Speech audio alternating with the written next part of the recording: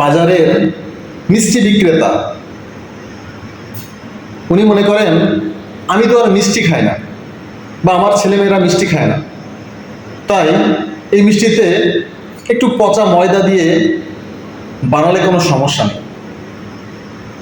ফল বিক্রেতা মনে করেন আমি তো আর ফল খাচ্ছি না, কাজে এই ফলে একটু কেমিক্যাল দিলে ফলগুলো ভালো থাকবে।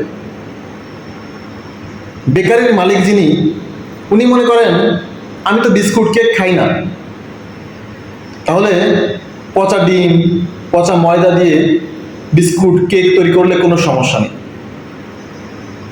যিনি মাছ বিক্রেতা, উনি মনে করেন আমি মাছ খাই না, তাই মাছে একটু ফরমালিন দিলে কোনো সমস্যা নেই।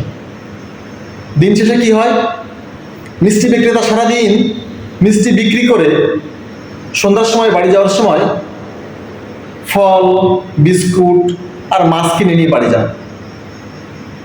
ফল বিক্রেতা সারাদিন ফল বিক্রি করে বাড়ি যাওয়ার সময় মিষ্টি বিস্কুট আর মাছ কিনে নিয়ে বাড়ি যান। যিনি বেকারির মালিক, তিনিও কিন্তু সারাদিন কেনাবেচা করে বাড়ি যাওয়ার সময় মিষ্টি ফল আর মাছ কিনে নিয়ে বাড়ি যায়। আর মাছ বিক্রেতাও ঠিক ওই রকম সারাদিন মাছ বিক্রি করার পর মিষ্টি ফল বিস্কুট এগুলো নিয়ে বাড়ি চলে যায়।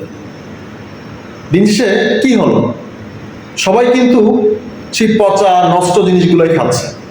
কাজে অন্যকে ঠকাতে গিয়ে নিজে আপনি ঠকে যাচ্ছেন, এটা সবসময় মাথায় রাখবেন।